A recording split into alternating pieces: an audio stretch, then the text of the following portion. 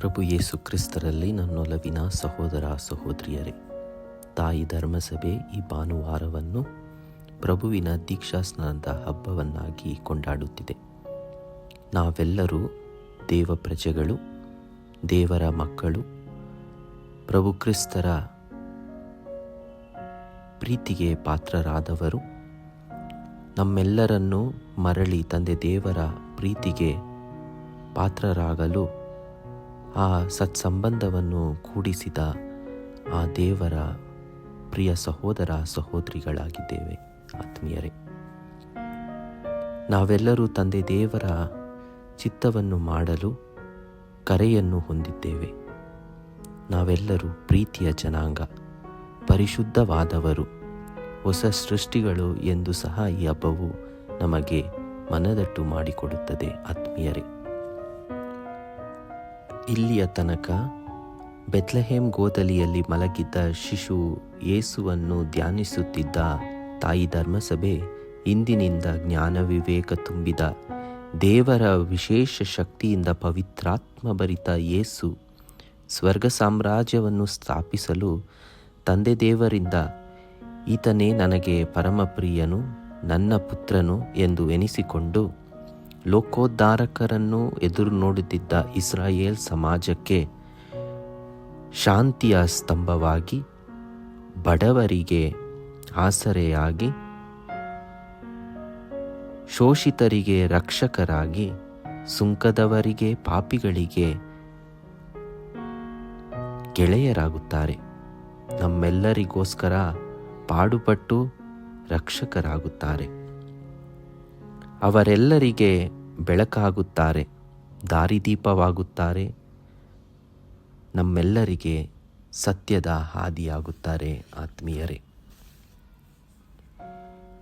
ಈ ಹಬ್ಬ ಆತ್ಮೀಯರೇ ಬರೀ ಆಚರಣೆ ಮಾತ್ರವಲ್ಲ, ಬದಲಿಗೆ ನಮ್ಮ ಜೀವನದ ಮೂಲಕ ಒಂದು ಉತ್ತರವಾಗಿದೆ. ನಾವೆಲ್ಲರೂ ದೀಕ್ಷಾಸ್ನಾನ ಬರೀ ಆಚರಣೆಯಾಗಿ ಸ್ವೀಕರಿಸಲಿಲ್ಲ, ಬದಲಿಗೆ ಅದು ನಮ್ಮ ಜೀವನವಾಗಿದೆ. ನಾವು ಯಾರಿಗೆ ಸೇರಿದವರು, ನಮ್ಮ ಅರ್ಹತೆ ಏನು ಎಂದು ನಮ್ಮನ್ನು ಯೋಚಿಸಲು ಕರೆ ನೀಡುತ್ತದೆ. ನಾವೆಲ್ಲರೂ ದೈವ ಪ್ರಜೆ, ದೇವರ ಮಕ್ಕಳು, ಪ್ರಭು ಕ್ರಿಸ್ತರ ಸಹೋದರ ಸಹೋದರಿಯರು. ನಾವೆಲ್ಲರೂ ಪವಿತ್ರಾತ್ಮರ ಆಲಯವಾಗಿದ್ದೇವೆ, ಪರಿಶುದ್ಧ ಜನಾಂಗವಾಗಿದ್ದೇವೆ. ಪ್ರಭುವಿನ ಈ ಶ್ರೀ ಕಾರ್ಯವನ್ನು ಈ ಲೋಕದಲ್ಲಿ ಮಾಡಲು ಅವರ ಅಂಗಗಳಾಗಿದ್ದೇವೆ.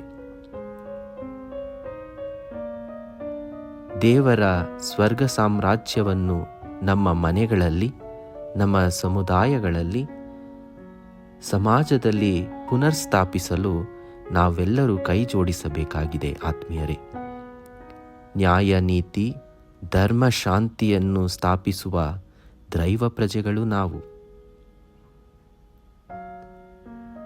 ನಾನು ಈ ದೇವರ ಸಾಮ್ರಾಜ್ಯವನ್ನು ಕಟ್ಟುತ್ತಿದ್ದೇನಾ? ನನ್ನ ದೇವರ ಪ್ರೀತಿಗೆ ಪಾತ್ರನಾಗಿದ್ದೇನಾ?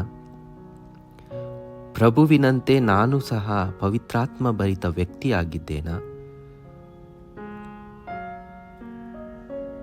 ಪ್ರಭುವಿನ ಪ್ರೀತಿ, ಶಾಂತಿಯನ್ನು ನಮ್ಮ ಸಮಾಜದಲ್ಲಿ, ನಮ್ಮ ಸಮುದಾಯಗಳಲ್ಲಿ, ನಮ್ಮ ಮನೆಗಳಲ್ಲಿ ನಾನು ಸ್ಥಾಪಿಸುತ್ತಿದ್ದೇನಾ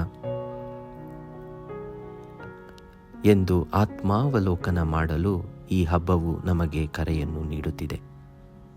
ಆದುದರಿಂದ ಈ ಹಬ್ಬವು ನಮ್ಮೆಲ್ಲರಿಗೂ ಒಂದು ಹೊಸ ಮಾರ್ಗವನ್ನು ಸೃಷ್ಟಿ ಮಾಡಲಿ, ನಮ್ಮೆಲ್ಲರಿಗೂ ದಾರಿದೀಪವಾಗಲಿ. ಪ್ರಭು ಕ್ರಿಸ್ತರಂತೆ ಈ ಸಮಾಜವನ್ನು, ಕ್ರೈಸ್ತೀಯ ಸಮಾಜವನ್ನು ನಾವೆಲ್ಲರೂ ಕಟ್ಟೋಣ.